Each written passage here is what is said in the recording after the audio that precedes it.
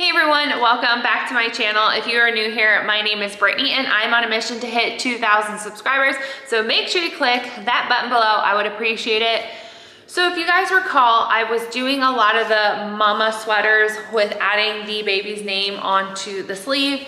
Now in one of those videos, I actually had somebody ask me like, how am I doing it? So I figured I would go ahead and show you guys in this video today. I actually did not complete a mama sweater, but I did complete a sweater.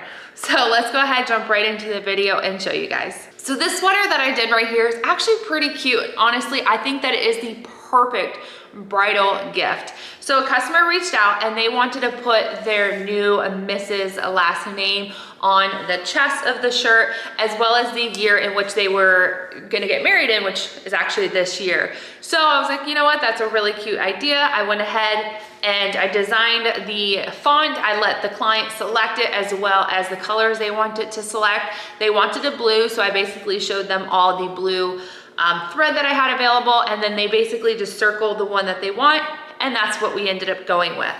So here's the actual sweater that I've gone ahead and completed. If you guys see, that is it right there. And I absolutely love this font. If you are interested, I'll just go ahead and link it down below so you guys can check it out. I do have a video solely talking about where I do collect my fonts for free. So if you guys are interested, just go ahead and check that video, which I'll put a card up here, as well as put it down below, just so you guys could go ahead and rewatch that video. I know a lot of people are against this site. I have not had an issue. Of course, in that video, I do explain that you just have to be mindful on the fonts in which you're selecting. And of course, as always, run samples. So I digress. Now for this particular one, right, we're gonna put established in 2024. Now, here's my thought, right? My thought is if you're wearing a ring, you're going to be wearing it on your left-hand side. So I figured let's go ahead and embroider on the left sleeve. Now again, it is up to the customer on what they typically want. Technically, it's really up to you, I guess, if you don't ask the question. So it really just depends on the particular client. When I was doing the mama sweaters, I honestly kind of just went like every other sweater, I would change up the position of the name. But for this particular one, I was like, you know what? Let's go ahead and put it on the, why can't I grab it anymore? The left-hand side, since that's where your engagement ring will stay. So let's go ahead, let's get down to the table, figure out exactly where we're placing it and how we're placing it and how we're embroidering it. So for this particular project, there are a couple things that I will end up doing. One is I do always keep my painter's tape nearby. I also will be using my B hoop that does come with your Ricoma. I know, I'm not using Mighty Hoop Master. We're all shocked about this. I totally agree. But this is the smallest one that I personally, well, this is not even the smallest one because there's an A. I typically always do work with the B hoop just because obviously we're working with length of names. So I could go with my A. I just don't like to personally embroider that close to, you know, plastic and metal and things like that. So I just will go up to the next best size. That's my personal preference. Also, I am going to be using the cutaway. Now this is actually, as you guys can see here, was from the original, you know, name across the chest, and I figured there's more than enough room to just use my scrap. So don't waste material if you don't have to. All right, so here's what I do. There's a couple things that I will do. Personally, I've done this. I've done the actual line where it kind of sits flat, as you guys can see. This is completely flat, provided to us by the actual manufacturer. And I actually will just kind of open this up a little bit, right, when it's laying down. And maybe you can, maybe you can't, but yeah, you can see the line right there in the dead center. And actually I'll just put the name right here. So that is one thing that I do. Depending on the size of the sweater, this is an extra large. Sometimes I'll actually just put my arm in the sweater and I'll actually just kind of see where it personally falls on me. And then what I'll do sometimes is I'll just grab a piece of tape. Again, this is kind of big on me. So, and then I'll just go ahead and tape it. Now what you will notice is more than likely where I am going to tape it. Like look how close we are to the original line anyways. So it just really depends. But of course, you know, if you want to just double check you can do that, but ideally I'm just gonna use the physical line that comes with the actual shirt. So from here, I'm basically gonna take the sweater and I'm going to lay it down as flat as possible. Now do keep into consideration, the smaller the sweater, the harder this does tend to get, because now you're working with less fabric. So this time I am showing you guys on a pretty simple one, especially for me, because when you start to do these on like the mediums and smalls, it does tend to get a little tight. So basically, like I mentioned to you guys, my line is physically right here. You might not see it from the camera, but I personally can still see it.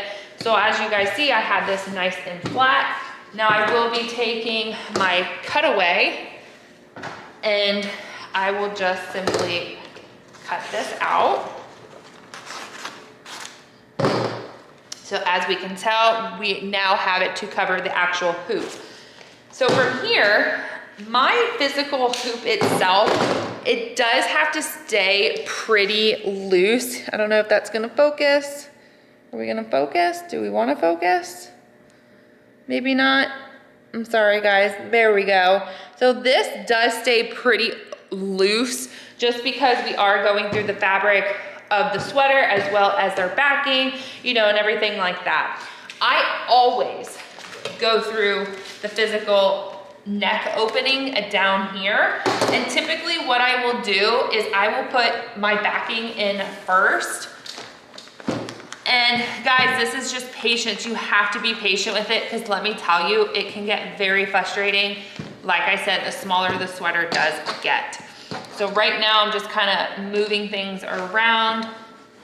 I have my backing down here. And then all that I'm gonna do is, now that it's kind of down here, I'm gonna grab it from the sleeve side and just kind of wiggle things around.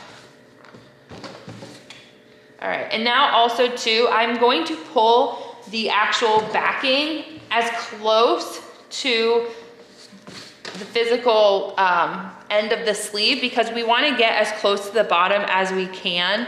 So that's personally what I do. So from here, we're just gonna go ahead, take our physical hoop. Again, we're sticking it into the neck hole and we are just slowly sliding it down. Now, of course, I do stick my finger in here, as you guys can see, because I wanna make sure that the physical hoop, which this did not, is going on the back side of our backing, okay? So from here, now basically what we need to do is, we're still working with our center line, so we need to make sure that we're not too far off from that center, as well as pushing this down, because again, we still want to stay as close to the end of our sleeve as possible. From here, I will actually take my hoop part.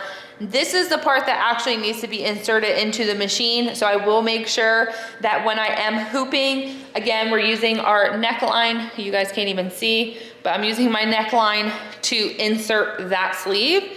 And then you also have these little indentions built in. I don't even know if you guys can see that, because again, the camera is kind of low for me. They have these indentions built into your machine, or to your hoop.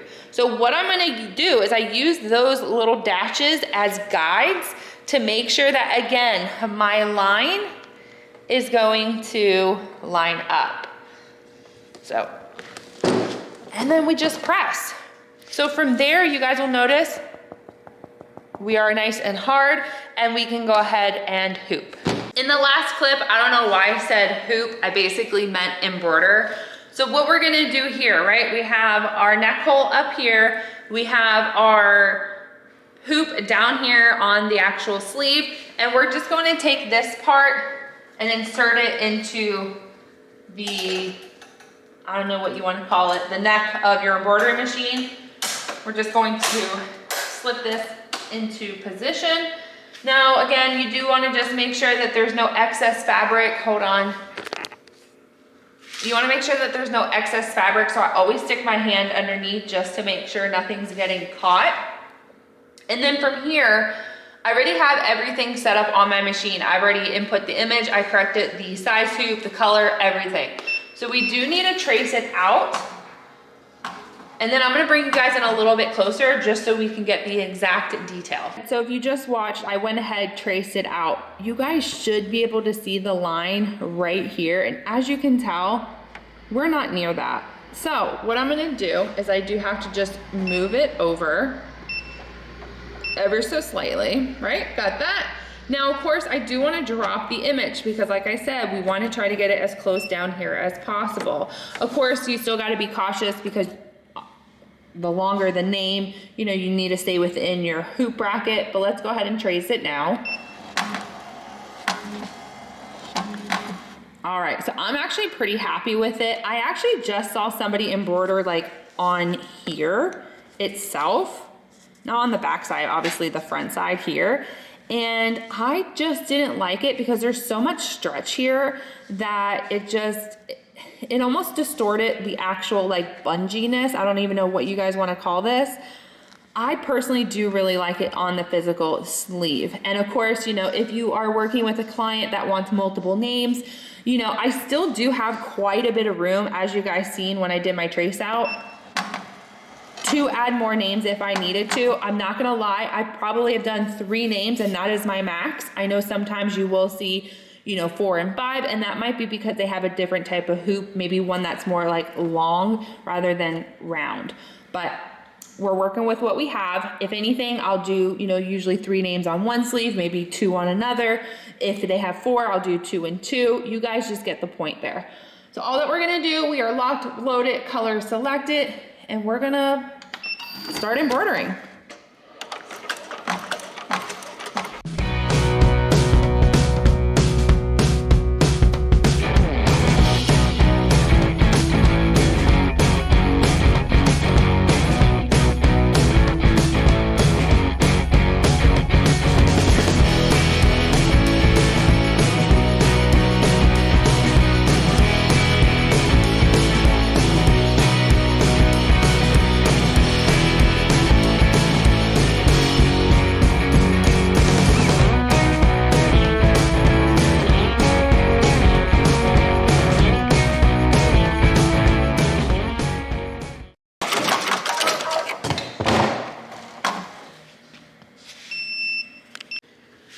So if you notice, there are some little pigtails that are kind of there. So we're just gonna go ahead and trim those off. Those are a simple fix. I'm not gonna lie, originally, the customer wanted this on a tan sweater. I did not have that color in stock, so she ended up going with my heather gray. And with this blue, like, it looks so good. And y'all know I need myself a new sweater because if you've been watching my videos, I've been wearing the same smiley face sweater over and over and over again. Like, I'm getting tired of watching it. Oh, sorry, I see a FedEx truck. So all we're gonna do is just take our backing, easily pull it away. Took no effort. I don't know why, but it looks like it accidentally grabbed my gray thread. I mean, you can't see it from the front, so I don't know what happened in the back, but let's just, actually there's nothing I really need to do, to be honest with you. As you guys know, I don't really clean up our excess, but now that I'm here, we're gonna do something. Okay, and then from here, ooh, let me just hit it with a lighter. Absolutely nothing wrong with that. All right, and look, hold on. Let's do a good job showing you guys. Here we go. So as you can see, I did go as low as I felt comfortable with the physical hoop.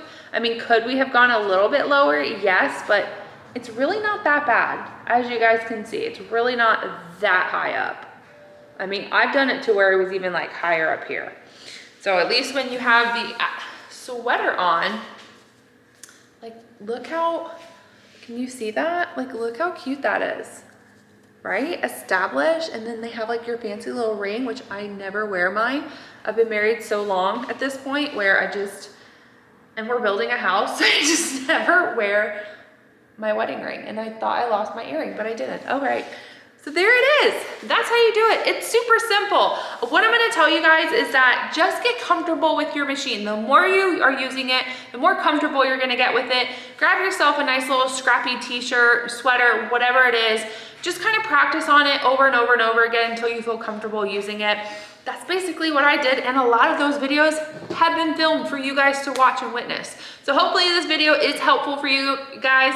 If you have any questions or would like to see any other videos, recommendations, leave them down below. I would appreciate it. Please remember to like, share, and subscribe, and we'll see you on the next crafting project. Bye, everyone.